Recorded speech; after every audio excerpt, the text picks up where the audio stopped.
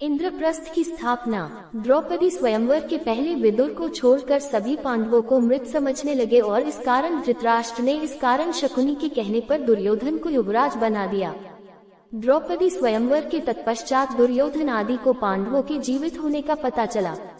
पांडवों ने कौरवों से अपना राज्य मांगा, परंतु गृहयुद्ध के संकट से बचने के लिए युधिष्ठिर ने कौरवों द्वारा दिए खंडहर स्वरूप खांडववन आधे राज्य के रूप में प्राप्त किया।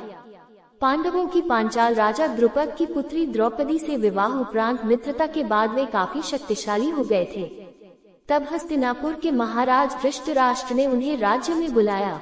धृतराष्ट्र ने युधिष्ठिर को संबोधित करते हुए कहा, हे कुंती पुत्र, अपने भ्राताओं के संग जो मैं कहता हूँ सुनो। तुम खांडवप्रस्थ के वन को हटाकर अपने लिए एक शहर का निर्माण करो, जिससे कि तुम में और मेरे पुत्रों में कोई अंतर न रहे।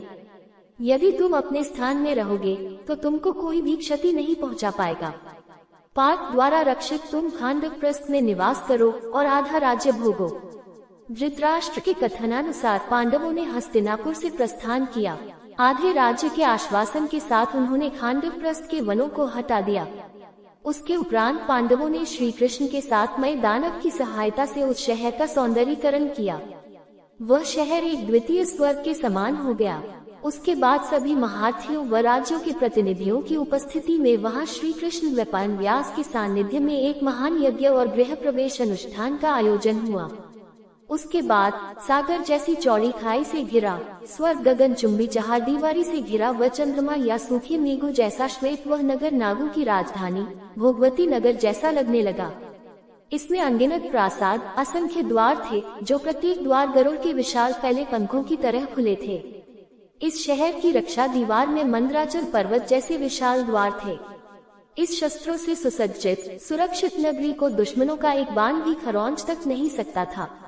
उसकी दीवारों पर तोपें और शतघ्नियां रखी थी, जैसे दुमुनी सांप होते हैं। बुर्जियों पर सशस्त्र सेना के सैनिक लगे थे।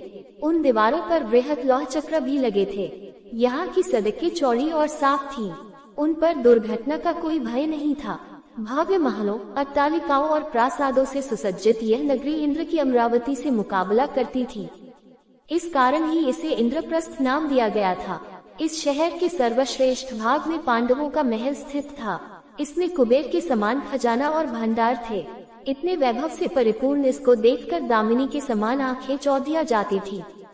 जब शहर बसा तो वहाँ बड़ी संख्या में ब्राह्मण आए, जिनके पास सभी वेद शास्त्र इत्यादि थे। वह सभी भाषाओं में पारंगत थे। यहाँ सभी दिशाओं से बहुत से व्यापारी गण पधारे। उन्हें यहाँ व्यापार कर धन संपत्ति मिलने की आशाएं थी। बहुत से कारीगर वर्ग के लोग भी यहाँ आकर बस गए। इस शहर को घेरे हुए कई सुंदर उद्यान थे, जिनमें असंख्य प्रजातियों के फल और फूल इत्यादि लगे थे। इनमें आम्र, अमृतक, कदम, अशोक, चंपक, पुन्नक, नाग, लकुचा, पनास, सालस और तालस के वृक्ष थे। तमाल, वकुल और केतकी के महत्ते पेड़ थे।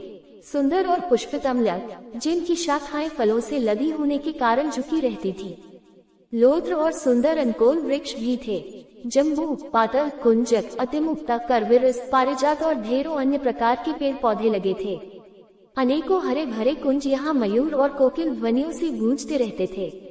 कई विलास गृह थे, जो कि शीशे जैसे चमकदार थे और लताओं से ढके थे। यहाँ कई कृत्रिम टीले थे और जल से ऊपर तक भरे सरोवर और झीलें, कमल तड़ाक, जिनमें हंस और बत्तखें, चक्रवाक इत्यादि किल्लोल करते रहते थे। यहाँ कई सरोवरों में बहुत से जलीय पौधों की भी भरमार थी।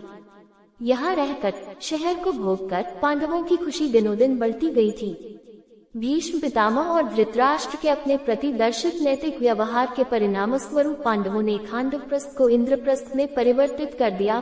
पांडुकुमार अर्जुन ने श्री कृष्ण के साथ खांडववन को जला दिया और इंद्र के द्वारा की हुई वृष्टि का अपने बाणों के छत्राकार बांध से निवारण करते हुए अग्नि को तृप्त किया। वहां अर्जुन और कृष्ण जी ने समस्त देवताओं को युद्ध में परास्त कर दिया। इसके फलस्वरूप अर्जुन ने अग्निदेव से दिव्य गांडीव धनुष और उत्तम रथ प्राप्त किया और कृष्ण जी ने सुदर्शन चक्र प्राप्त किया था। उन्हें युद्ध में भगवान कृष्ण जैसे सारथी मिले थे।